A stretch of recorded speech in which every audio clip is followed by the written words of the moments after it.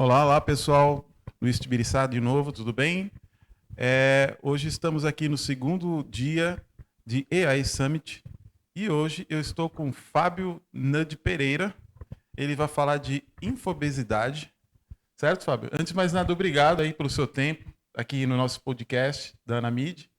E eu gostaria que você se apresentasse aí para o pessoal, falasse um pouco da tua história, contasse um pouco o que você está trazendo aqui de novidade para a gente também. Oi, Tibiriçá, é uma honra para mim. Eu que agradeço estar aqui com vocês nesse podcast da Anamid. Obrigado a vocês também que estão assistindo aí.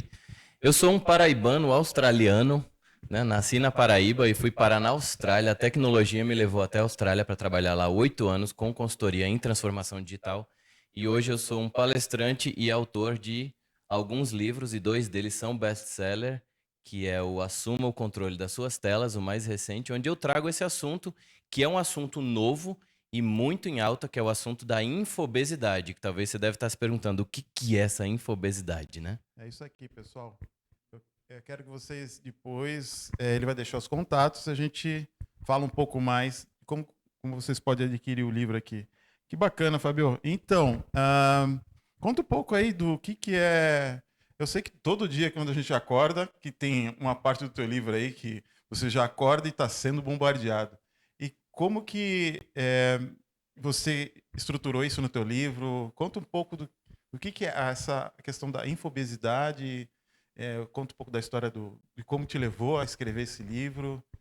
Bom, vamos lá. Se chega no final do dia e você tem aquela sensação que você já está com cansaço mental, né? Parece que você fez um monte de coisa, mas ainda tem 10 vezes a quantidade de coisa que você tinha para fazer e você não acabou. Se você está trabalhando de fim de semana, sabe aquela pessoa que você encontra e você fala, e aí, como é que tá a vida? A pessoa fala, tá uma correria. É sempre assim, Você tá né? sempre na correria, você tá sempre atrasado, sempre tem coisa que você deveria ter feito e não fez. Sempre tem um monte de mensagem no seu WhatsApp, no seu e-mail, nas suas caixas de entrada que você deveria ter lido e você não leu. Isso é alguns dos sintomas da infobesidade. Então, se você está sentindo isso, é um grande sinal que você pode estar sofrendo de infobesidade. E a infobesidade foi o resultado da minha pós-graduação. Eu sou graduado em Ciências da Computação, trabalhei com tecnologia e com gestão de equipes de tecnologia durante mais de 20 anos. E aí eu resolvi fazer uma pós-graduação em psicologia, olha só, juntando Bacana. psicologia com tecnologia. E aí saiu essa tese da infobesidade, onde eu trago várias formas que a gente pode lidar com isso para não se transformar no burnout digital, que é um caso seríssimo hoje. Mais de 62% dos funcionários das empresas, de uma pesquisa recente que saiu, disseram que no último ano eles sofreram de burnout. Nossa, bacana. E é bacana que eu digo, é a pesquisa que você fez. E, assim, pelo que eu estou vendo dos outros palestrantes que estão aqui no AI Summit, onde você também participou do painel que foi sobre o painel que você participou foi o do IA generativa com cibersegurança. Exatamente. Dentro desse contexto, você acredita que essa obesidade mental de tanta informação que a gente adquire no dia a dia, com o advento da vinda da inteligência artificial, qual que é o caminho que você vê para a pessoa sair dessa gordura toda, ou queimar essa banha intelectual aí? Boa, gostei da expressão, né? Vamos lá. Cara, eu acho que o principal avanço da inteligência artificial para nos ajudar com a inteligência artificial são os agentes, né? Se falou muito aqui no evento sobre os agentes, os AI agents, e até sobre os AI workers, que são os funcionários sintéticos criados por inteligência artificial. Porque muito do nosso trabalho hoje é fazendo tarefa manual. Né? Sim, Hoje sim. a gente passa muito tempo filtrando e-mail, vendo o que a gente realmente tem que fazer, quais são os e-mails que a gente tem que responder, quais são as reuniões que a gente precisa ir. Então, realmente, esses agentes de inteligência artificial, eles podem ajudar a gente a filtrar a informação que chega para que a gente só leia o que realmente é necessário. Eu faço uma analogia que é como se você chegasse num rodízio de comida e aí tem tudo ali, mas você não vai comer tudo. Por quê? Porque não cabe tudo na nossa barriga. Certeza, Então, da óbvio. mesma forma que não cabe tudo, por que a gente fica tentando enfiar no nosso cérebro toda a informação que chega pra gente? Tem um monte de informação que chega até mim hoje que eu nem preciso ver. Agora, o que eu não posso é perder aquela informação, aquele e-mail, aquela mensagem de WhatsApp que realmente deveria ter chegado a mim e eu deveria ter dado uma resposta. Por exemplo, né, hoje eu sou palestrante e eu tenho uma geração de leads de palestra através de campanhas no Google, por exemplo. Alguém foi no Google e pesquisou palestrante de inteligência artificial. Vai chegar uma mensagem de e-mail numa caixa de entrada minha específica, que é uma caixa de entrada de negócios. Eu preciso responder aquilo rápido. Porque se aquela mensagem chega e esse possível contratante já está falando com 3 outros palestrantes, se eu ficar 2 horas para responder, ele já falou com outra pessoa e já contratou. É o time, né? É o timing da coisa. Enquanto que se chegar uma mensagem, por exemplo, me convidando para fazer uma gravação de um podcast semana que vem, eu não preciso dar tanta urgência a essa mensagem. No livro eu falo muito da famosa matriz de Eisenhower. A matriz de Eisenhower, ela faz uma diferença entre urgência e importância. Uma coisa que é importante, ela precisa ser feita, mas ela não precisa ser feita agora. Ela não é urgente. A gente confunde urgência com importância. Eu falo, caramba, eu tenho um negócio que é muito importante para fazer. Eu tenho que fazer agora. Não, se você tem que fazer agora, é urgente. Né? Então, se é urgente e importante, faz agora. Se é importante, mas não é urgente, deixa para depois. Bacana, é isso que eu ia te perguntar. Como que a gente consegue identificar, você acabou respondendo, o que que é uma urgência e o que que é prioridade, o que é importância, né? Porque hoje as pessoas... Eu tenho os meus processos de começar meu dia. Normalmente eu faço a leitura, eu coloco sempre a importância na leitura dos e-mails, depois vou na sequência, eu vou separar o que eu fiz no dia anterior, vou revisar e por aí vai. Eu acredito que nós tendo o comportamento de ter uma prática rotineira e exercitar isso, acho que a gente costuma e também perde essa obesidade. Seria esse o caminho para quem está entrando nesse dia a dia de tanta informação? O principal passo inicial é você identificar o seu consumo de informação. Então eu digo, o principal passo é escrever, escreve mesmo num papel, não precisa nem colocar em nenhum equipamento digital, escreve num papel.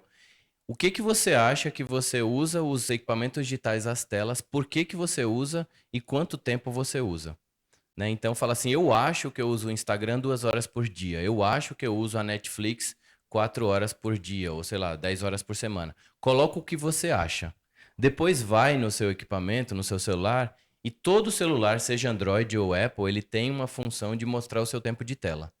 E é impressionante, Tibiriçá, como quando a gente olha, o que eu achava é muito menos do que o que realmente é. Então já dá o que eu chamo de nível 1 de expansão de consciência.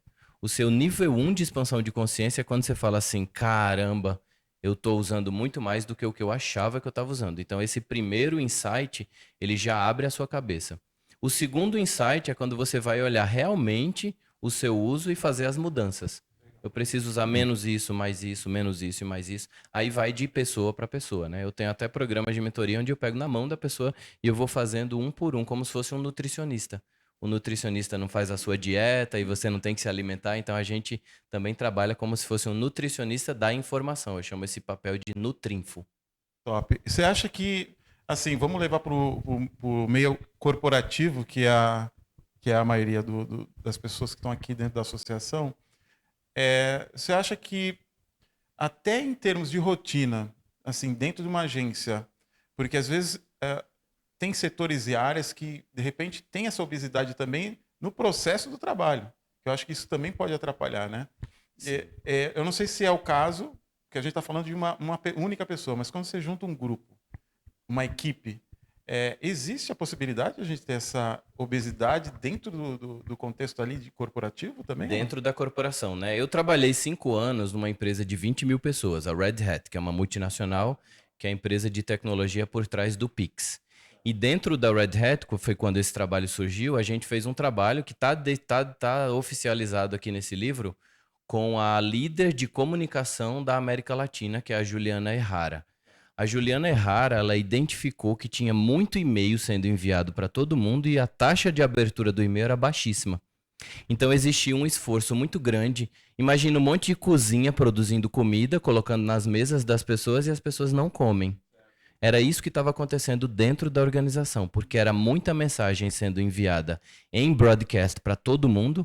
Ou seja, eu recebia um e-mail, vou te dar um exemplo, eu recebi um e-mail de que na quarta-feira à tarde ia ter um tacos no escritório da Red Hat do México.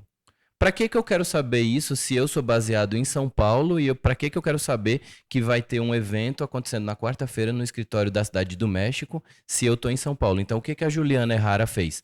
Ela criou uma equipe que é exatamente como se fossem os nutricionistas da informação que é espalhada pela empresa, e ela fez uma curadoria de tudo que era espalhado e ela priorizou e criou newsletters específicas por região e por assunto. Top. Então, ao fazer isso, ao fazer essa curadoria, que é como se ela tivesse feito o papel do nutricionista e tivesse mandando a informação que você precisa ler, a pessoa do México lê o que precisa ler. A pessoa no papel de, por exemplo, eu fazia parte de uma área que era Open Innovation. Os assuntos relacionados a serviços de inovação chegavam para a minha equipe com um nível de prioridade maior.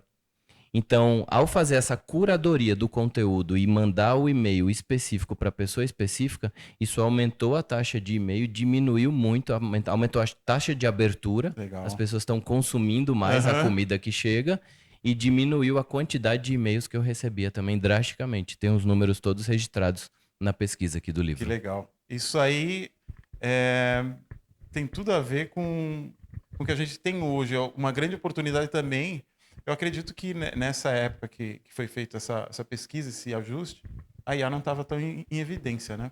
Mas hoje em dia, a IA, você acredita que a IA possa ajudar a ser o acelerador da queima de gordura? Pode. A IA, eu posso colocar um agente de IA para ler todos os meus e-mails e me ajudar a priorizar, baseado no meu comportamento. Certo. Né? Então, hoje eu precisaria ter essa plataforma. Inclusive, eu acho que ainda não existe uma IA que lesse todos os seus e-mails e dissesse, ó, dos 100 e-mails que eu recebi hoje, esses 2 você não pode deixar de ler porque você tem que responder. Seria um curador daquela pessoa. Seria Exatamente. Um treinador, um personal trainer daquele cara para aquele processo. É mais ou menos o que hoje tem um papel, né? Um assistente, um secretário, uma secretária faz isso para uma pessoa que é muito ocupada, um executivo. Mas nem todo mundo consegue ter uma pessoa fazendo isso para você, né? Então, quem não consegue ter uma pessoa dedicada só a fazer isso, pode ter um AI worker, uma inteligência artificial fazendo isso. Bacana, Fabião. Então, para encerrar, eu sempre faço uma pergunta aqui do que para os nossos associados entenderem um pouco, qual que é o teu ponto de vista em relação à inteligência artificial daqui para frente?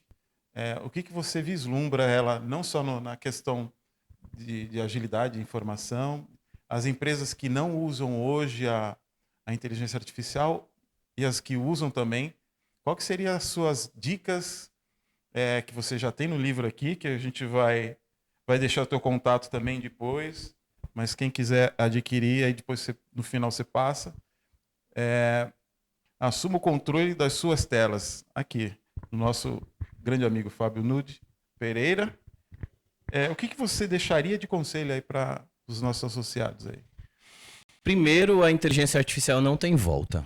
Essa é a minha previsão, eu diria. Não tem volta, chegou numa velocidade tão grande que não volta mais. Então, se você está com medo de perder o seu emprego para a inteligência artificial, eu vou te dizer, você não vai perder o seu emprego para a inteligência artificial, mas você vai perder para uma pessoa que usa a inteligência artificial. Correto. Né? Então, começar a usar o mais rápido possível é o primeiro passo. E ter essa habilidade, né? Saber usar IA é uma habilidade do presente, não é mais nem do futuro. A segunda é que eu não acho que a IA vai substituir a humanidade. Ela vai trazer de volta a nossa humanidade. Porque o que é ser humano? O ser humano não é um ser racional que sente. A gente é um ser emocional que pensa. Então, a emoção está no centro do nosso core, né, do ser humano. É tanto que eu falo isso, eu fico até arrepiado. Eu sei. Que é verdade. O ser humano é um ser essencialmente, genuinamente emocional. Então, a interconexão das pessoas vai ser algo que vai aumentar. As inteligências, por exemplo, como tem um modelo de inteligência múltipla do Howard Gardner, que ele diz que existem 2 inteligências que precisam ser trabalhadas no ser humano. A inteligência intrapessoal, eu saber lidar comigo mesmo, com as minhas emoções, que é o que o Goleman chama de inteligência emocional, e eu saber lidar com outras pessoas, que é a inteligência interpessoal.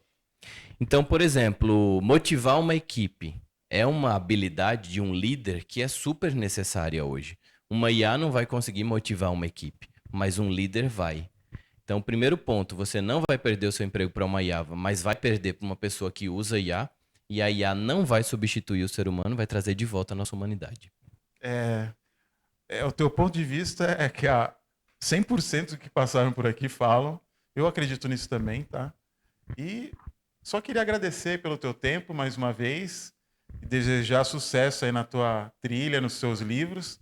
E me fala, e deixa aí pro pessoal, como que a gente pode adquirir teu livro, como que o pessoal acha? Primeiro, obrigado, pessoal, pela atenção de vocês e parabéns pela Anamid, né? Uma associação que, pelo que eu conheço aí, realmente está unindo e um dos fatores que você falou, essa questão de acolher todos, né? Ter essa Exatamente. Isso me chamou muita atenção. Obrigado pela atenção de todos. As minhas redes sociais são todas Fábio Nudge. O Nudge é Nudge. Não é nudes, é Nudge. Tem que ter a brincadeirinha, né? Então, tem. Fábio Nudge. Pode perguntar em qualquer uma rede, Instagram, LinkedIn. Mas se não conseguir, pode também colocar no Google, assuma o controle das suas telas, que vai ver o livro está vendo em vários lugares, Amazon, em várias livrarias. Ele está disponível. Obrigado, Fabinho, pela sua presença aqui. E a gente vai encerrando mais um Pod Anamid e nos vemos na próxima. Até mais. Valeu, galera.